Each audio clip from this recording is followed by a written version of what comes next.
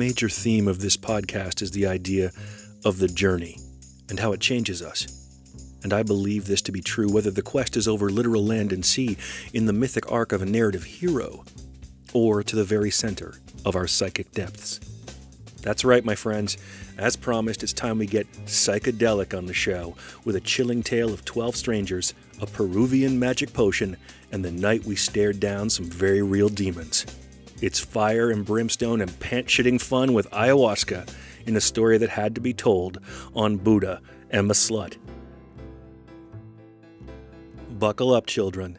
This one's called Vine of the Dead. I'm a card-carrying pussy. It's true, because a lot of things scare me. A lot. Crazy things, normal things, stupid things, sudden noises and complete silence, frozen lakes and burning hot pavement, big guns and sharp knives and knitting needles, cancer and tooth decay. People who never smile and people who smile too much, like dental hygienists and circus clowns. I'm scared of traffic and crowds, and also abandoned buildings and being the only person on public transportation. I freak out over bills and taxes and talking to the bank teller and being stared at by cops. Of being fired and sometimes being hired and being sued and audited and being featured on the 6 o'clock news. Nervous every fucking time with a new lover and terrified that no one will ever want to sleep with me again. Paralyzed by visions of torment and tragedy and imminent loss, and also of being seen naked after a cold shower. Of stupidity and clumsiness and body hair and baldness and skinny calves and girlish hips and small hands and never learning how to drive stick. And death. Of course, death. But not the end of this life, which I don't exactly savor or revel in all the time, but the inevitable moments of terror and pain before it's all a wrap. The realization as I cower and disintegrate at the feet of the infinite, choking on bile and blood and feeling the trickles of piss and watery shit pool around me, that I failed. That I never mattered. That my life was for nothing. Because I was too afraid to try. But right now, it's end of summer 2007. And the thing that's got me by the balls is a movie script. Yep, I had pitched a story treatment to a government funding agency the year prior, and they actually signed off on it. I had built up some goodwill in another project, so I guess that's why they overlooked the fact that I'd never actually written a screenplay before, and that the storyline in question was a bit weird. Elevator pitch, dude moves to small town, everything seems perfect, too good to be true, great friends, great food, great fucks, but then it all turns bad. Like fear itself starts manifesting all around him. His darkest secrets are made flesh and start tearing this perfect world apart, as flashes of another world appear pushing through into this one. And this descent into madness? It starts when our hero is invited to an old shaman's home and drinks a sacred potion because he's foolish enough to think he has nothing left to fear. Yeah, Sunday matinee stuff, easy peasy, butter that popcorn and bring the kids. Well, that's what I thought when I pitched it. I kept telling myself that when it got approved, but here it was 9 months later, and I hadn't written a damn word yet. Nothing. So with the clock ticking, I hopped on a ferry and went to visit some friends over in Gibsons. Gibsons, BC. Home to Canada's best-known television export, aired in 60 countries around the globe, the Beachcombers, eh? I went because it seemed like the perfect place to write this thing, with a rugged and coastal quaint meets creepy vibe that was a total bullseye for the script.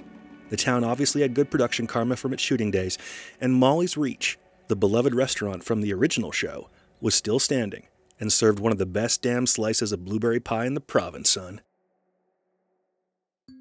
But even more important, the friends I was crashing with were, well, modern-day hippies. Indie musicians and mixed media artists and warrior vegans and tutu-wearing tweakers, all of them. And I was hoping, amidst the talk of menstrual cups and toxic masculinity in the orgy tent at Burning Man, that someone here could give me a psychedelic download to help with the script. Something from experience. Something real. Because, as I said before, I scare easy. Every drug I'd ever done up to that point was either from industry peer pressure or to connect with some girl or because I'd felt like life would keep sucking more if I didn't do it.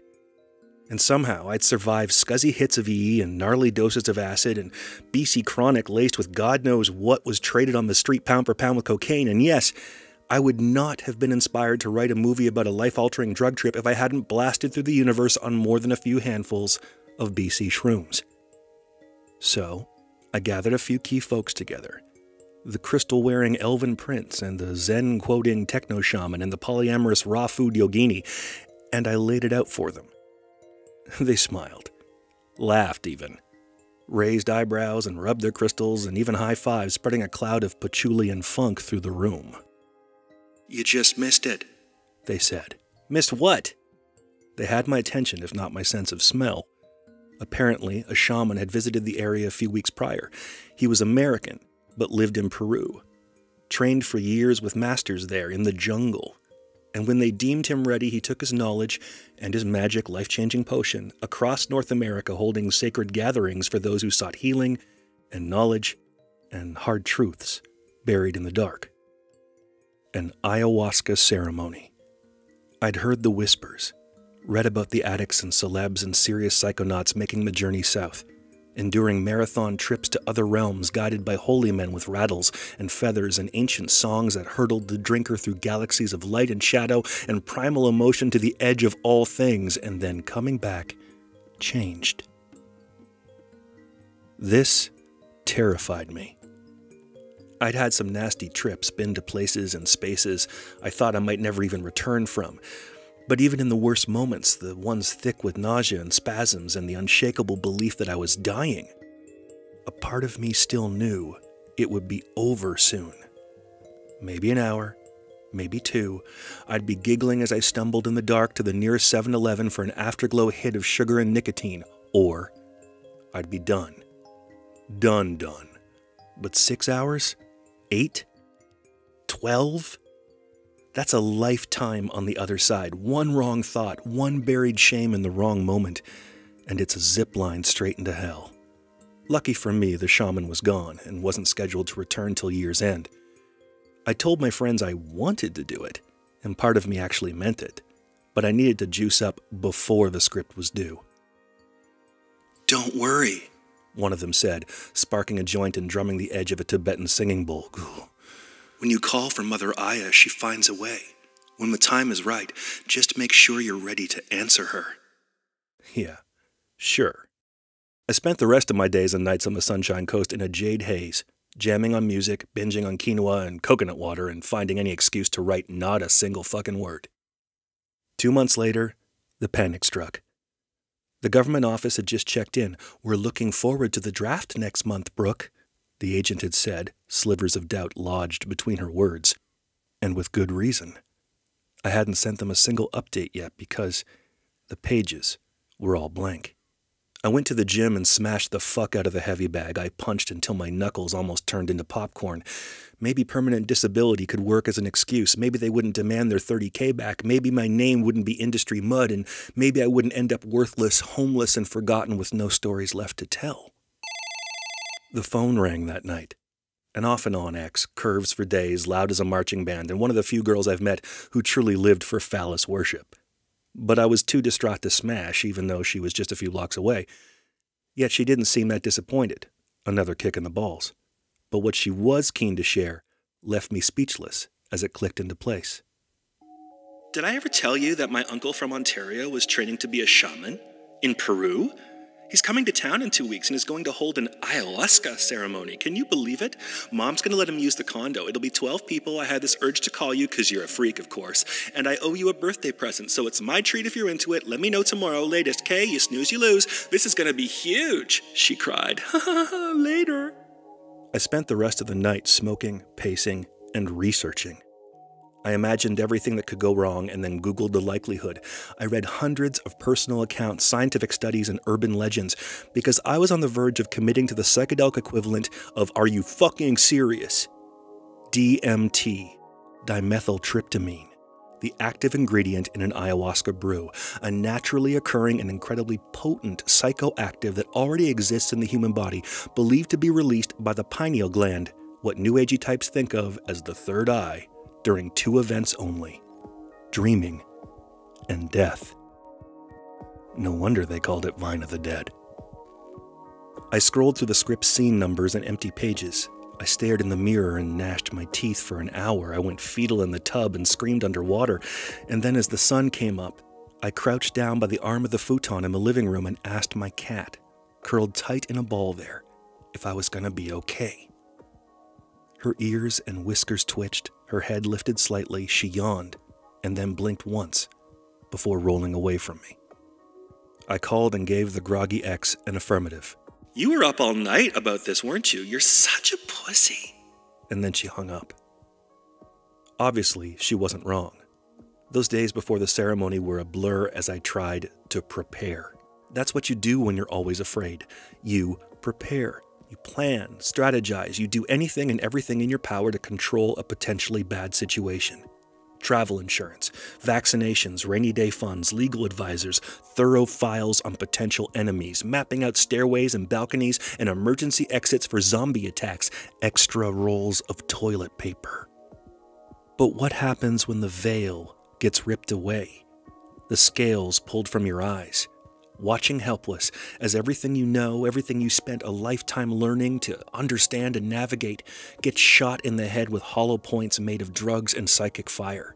All the yoga and fasting and Epsom salt baths and Tonglen meditations and law of attraction bullshit is not going to prepare you for this, for the madness waiting in the dark, the real dark, lurking beneath all things. These were my happy thoughts as the day came, as I packed my night bag with a towel, toothbrush, water, and clean underwear.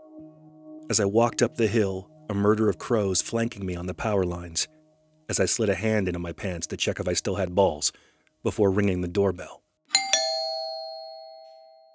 Hugs to mother and daughter, up the stairs for pleasantries, scanning the guests over fresh squeezed orange juice and burning sage. Most of them were older, pale, thin, probably vegan. Polite smiles versus desperate flickers in their eyes. They wanted answers, wanted to matter, wanted proof that they were good.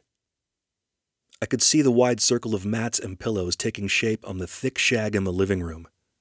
The ex said, "Over there with me," and pointed towards the bay window. I fought my natural urge for space and plunked my shit down beside hers, hoping I'd feel more thankful than annoyed, or freak the fuck out, when the time came. It was a good spot with a full view of the fireplace on the right, plush sofa on the left, and the entrance and bedroom stairwells by the open kitchen on the other side of the room. The spot to my right was open, and I said a no assholes prayer. And this time, the preparation paid off. A woman in her late 60s, twinkly-eyed and ethereal, dressed entirely in white with a beautiful mane of silver hair, smiled and asked if it was okay to sit next to me. I winked at her, and she used my shoulder to steady herself as she sat. We didn't talk. There was no need to. We just smiled and surveyed the room and savored the calm before the storm. There was a commotion by the stairs. The shaman had arrived and was not at all what I expected. He looked like the kind of short, bald, glasses-wearing guy you'd see teaching art class to delinquents at a community center. Just another white dude with Birkenstocks and a midlife paradigm shift. Admittedly, one we had all paid to witness. He asked everyone to find a seat, and he washed his face, i.e. Canadian code for taking a shit, and prepped his bag of tricks. We took our places like good little boys and girls, exchanging nods and nervous glances and the kind of passive-aggressive micro-judgments that North Van was famous for. "Oh, this is your first time. That's great.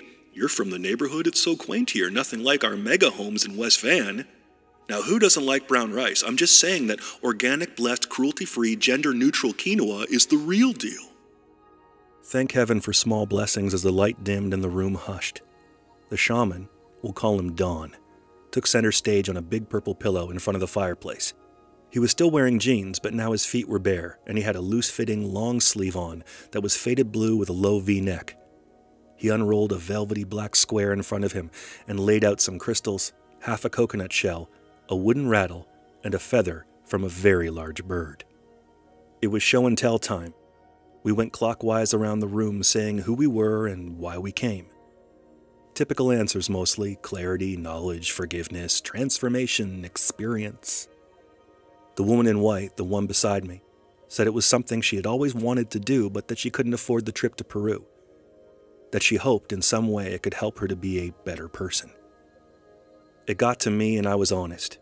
I felt blocked and afraid and was hoping for a creative breakthrough and maybe learn that I was a bit stronger than I give myself credit for. Not that I was asking for a bad trip to prove it, mind you. The room giggled and nodded.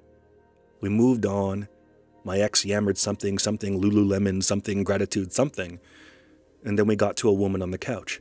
She was sitting above us all, with her legs up in a creamy blouse and snug tan slacks, black curls piled high in her head with some stray ones framing her designer glasses and high cheekbones. I didn't understand the seating choice or the garb or the immaculate makeup job until she spoke. Russian. I am simple woman, live here for 10 years, come from Moscow. We do not do these things in my country. Maybe they think it's witchcraft. But I see program on the TV about this drink, this vine of dead, and I think really it's supposed to be this big experience or something. I want to see things too, have the blowing of my mind. Yes, so now I am here. Seems all normal to me. Easy. Food would be nice. There were some hushed oohs and ahs as we collectively turned to the shaman to see his reaction. I was pretty sure that most everyone there had done their psychedelic tour of duty before. You could see it register on their faces, in their narrowing eyes, in their shallow breathing. The memory of going to war with their own minds. But Dawn just smiled an almost impish smile, one of recognition, and continued through the room. About 30 minutes later, I drew the blinds and the hostess lit the candles. 15 minutes after that, the room had been blessed with incense and prayers. 10 more minutes, and he reminded us to keep a plastic pail close in the likely event of vomiting, and said there was no shame in any fluids that were purged during ceremony. 5 minutes, and talking came to an end. We were told to hold a clear intention in our thoughts before drinking the brew, and then he carefully poured the first dose in the half-coconut shell. One by one, each guest crawled on hands and knees across the carpet to bow their heads, receive a blessing from Dawn, and then drink. The mountain climber, the accountant, the housewife, the artist, the hemp grower, the yoga teacher, the pornographer. Faces contorted as they sipped and swallowed, reminding me of a post I had read where other trippers found the concoction to be a brutal one. Crawl, bow, bless, drink, cringe, repeat again and again, until it was my turn. Dawn nodded at me, and I moved to kneel in front of him. There was a glint in his eye, behind his glasses and past the bloodshot whites, beneath the gray-green irises, and he mumbled something incomprehensible. I felt the knot in my gut swell as he poured the syrupy brew into the shell, more than he poured for anyone else in the room, filling it to the very brim. "Easy, Tiger," I moaned to uncomfortable chuckles. He almost smirked as he handed it to me, carefully, gingerly, this sacred thing that smelled of earth and smoke and dreams. "Don't sip," he said, circling my face with the tip of his giant feather. "Make your intention, then drink all at once." I pinched my nose and drank it down. It was strong and bitter and sickly sweet all at the same time, like rancid cough syrup and rotten maple leaves and fertilizer, and, well, like something called the vine of the dead. "Please," I thought, as it slithered down my throat and into my belly like the thing that people said would manifest during an Aya session. Like a serpent, coiled in your guts, waiting to dig through your secrets, waiting to strike at your fear. "Please, show me I'm strong. Show me I'm not just afraid." I crawled to my pillow between the ex and the white woman, who both nodded at me warmly, and sat with my legs crossed and back straight. "Are you sitting comfortably? Then we'll begin." Don poured his own full cup, drank it, and stood. He moved slowly around the room, shoulders still hunched and hips tight, shaking his little rattle. More mumbling and whispers as we all sat and breathed and waited. I watched him for a while, hovering over folks, poking and prodding their auras or whatever it is shamans do in those first moments of ceremony. Kind of absurd, really, and I had to stifle a snicker as he got more animated, shuffling his feet and flailing his arms, and he began reciting a verse over and over like a nursery rhyme. Little bird, high up in the tree, will you sing me a song that is meant just for me? Little bird, little bird." The knot in my guts loosened, and the first thought was to tighten the muscles in my nethers. I felt my stomach gurgle and bloat and a warm pool spill into my chest. If something was going to come out of me in public, it was going to be via mouth, not ass. First chakra cleansing, fuck you. I breathed deep and closed my eyes, feeling the dark waves, riding them, taming them. Meditation felt better now than it had before. I'd always made it a mental struggle, but drugs can sometimes put you right in the zone. What are you feeling? What are you smelling? Tasting, seeing, hearing? Observe it, log it, and let it go. As those first waves of heat and sensation hit, I was surprised at how easy it was to step back, to watch everything unfold, to see myself from a place that had always been there, but that I had never stood in before. I heard something and opened my eyes. The shaman was whirling in the center of the rug now, hopping from foot to foot and making a strange sound, sharp gusts of air between his teeth and around his tongue.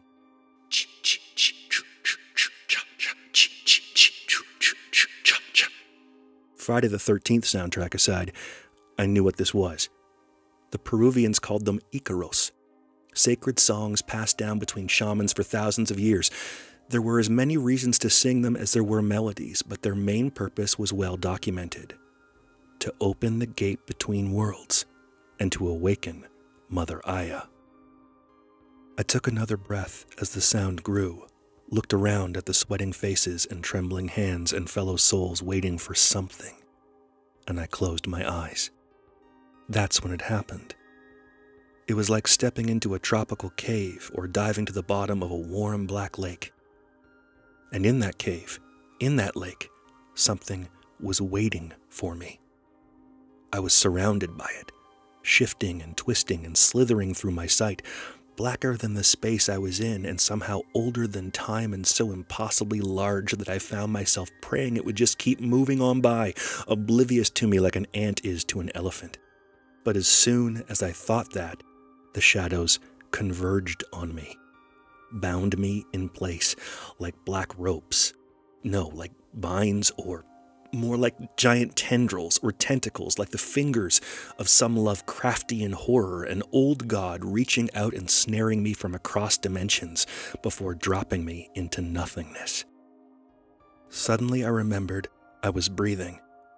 I remembered I was still alive. I remembered I was sitting in a condo in North Vancouver with carpeting and drapes and nice people and a kooky bald dude named Don, and I opened my eyes. Everything was fine. Normal. Well, as normal as a suburban drug party could be. I was okay.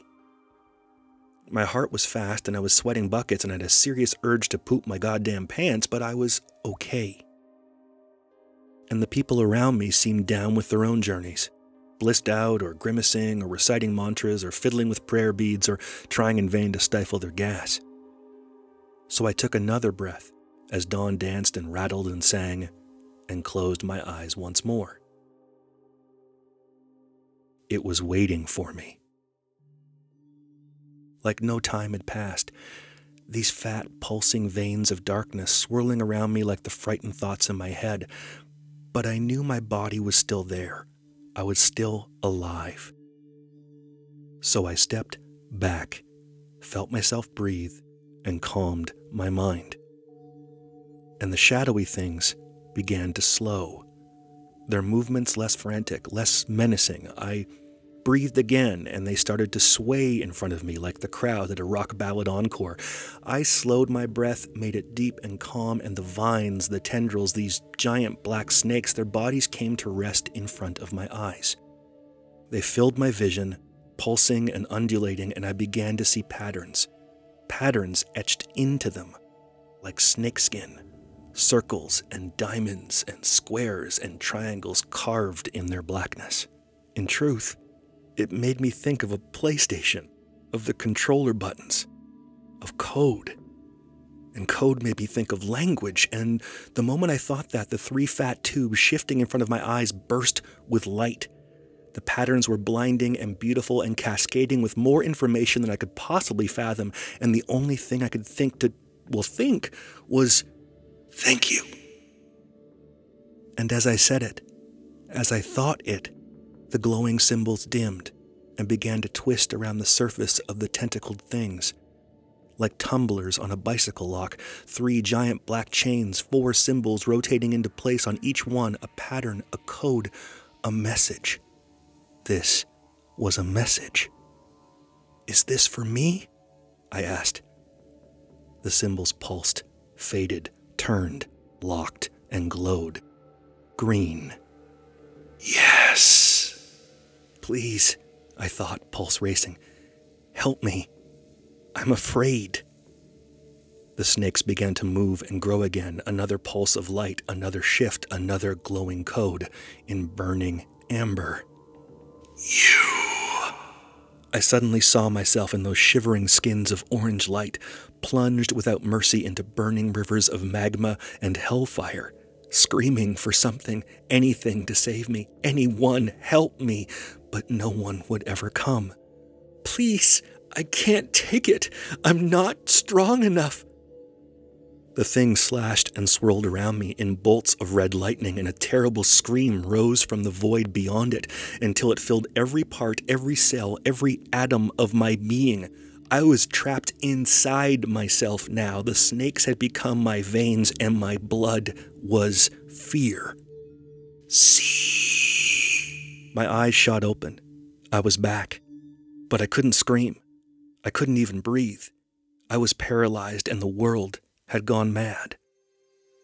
On the far side of the circle, 4 of them were hunched over, retching in their buckets. 2 more were writhing on the shag, and some others had passed out, including my ex, twitching on the floor beside me like a cat having a nightmare. Don was tending to a man by the stairs, waving his rattle and feather in front of the 50-something, whose eyes and mouth were agape. I tried to force a breath as I followed his gaze to the couch in the corner, to what I suddenly knew was the source of all of this horror. The Russian. She had collapsed back on the chair, legs and arms hanging like puppet limbs, but her jaw was wide, inhumanly wide, and a black snake, the size of an anaconda, I shit you not, was pushing its way out of her. Its eyes flared unholy red as it dipped its head towards the floor, towards me, and that redness was like a beacon. I knew it. I felt it, with the call answered within seconds by a nest of black vipers that I swear on my life crawled and lashed and flailed out of her stomach. How? How the fuck could this be real? There was a shriek. It was close and somehow broke the spell on me. I turned and saw the white woman pointing at the couch in complete shock. "She sees it too." The room strobed and spun and turned blood red. The snake thing inched closer. The Russian's back arched. She gagged and her eyes rolled clean into her head. "Dawn!" I called out, weak against the moans and cries and vomiting on all sides. The shaman turned, and his face went pale. He sat the panicked man against the wall and ran towards the sofa, throwing off his glasses. He rolled up his sleeves and dug his hands into the Russian's guts and started pulling the snakes from her like dead weeds. "Dawn!" I called again. The giant snake was close, and all I could think to do was watch, defy, fight it with my mind. Its head swayed like a cobra, but it didn't advance. It couldn't. Not here, not now, not with me. Behind it, I saw the shaman pull the last of the snakes from the Russian's gut and throw it at the fireplace with a grunt. It burst into wisps of smoke before everyone's eyes, and then something incredible happened. The blade of a golden sword sliced through the neck of the demon snake in front of me. It fell in a pillar of smoke, disintegrating on the floor by my feet. The sword that slayed it was held in the hands of a being whose head nearly touched the 9-foot ceiling. He was robed in a kind of long armor, like a samurai, scarlet and gold and glowing. A towering golden helm with crimson antlers covered his head and face, save for a mouth and eyes that blazed with mystic fire. He pointed the sword at the white woman and at me, a burst of light from his eyes speaking to us, commanding us. "Hold the room."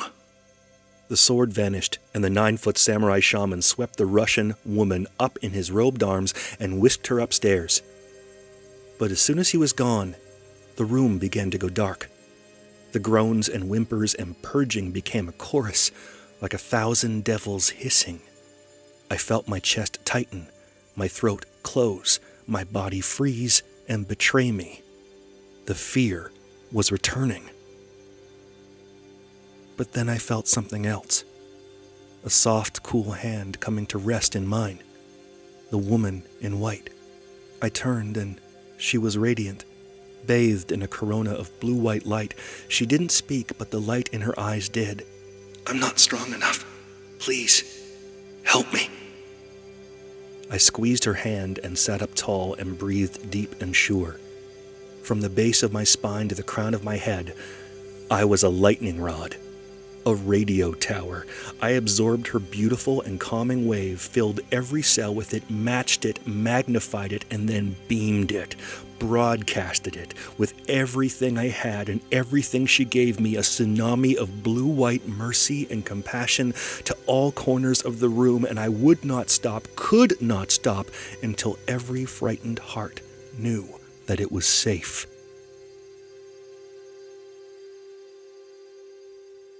I remember that the crying stopped, the moaning and vomiting.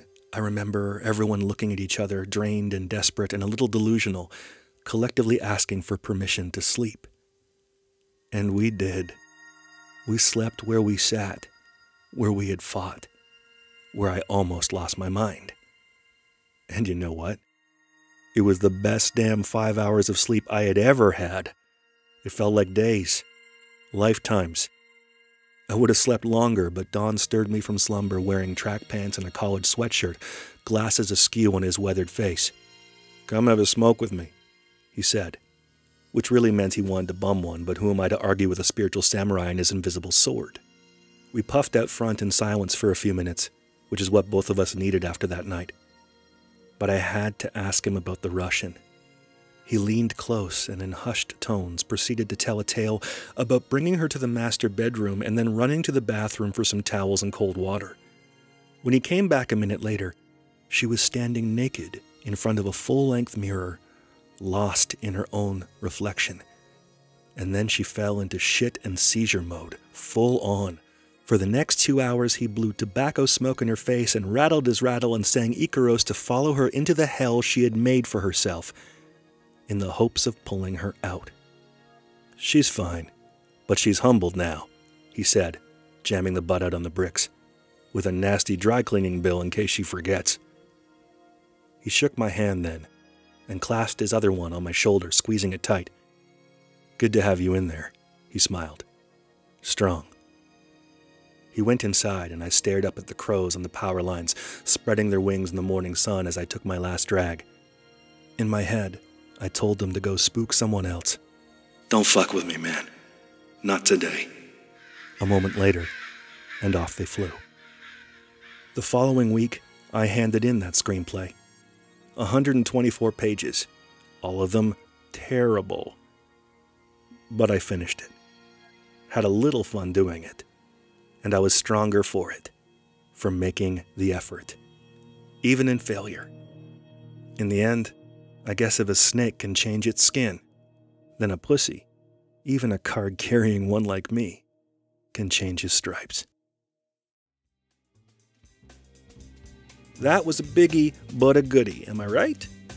And now if you dug that true story and want to hear more like it, I really hope you'll take a few minutes to share with your friends and subscribe, rate, and review the show, yada yada, you know the deal, Buddha and the Slut, on iTunes, Google Play, Stitcher, etc., etc. The more ears on it, the higher up the ranks we go. Awards, sponsors, big time, son.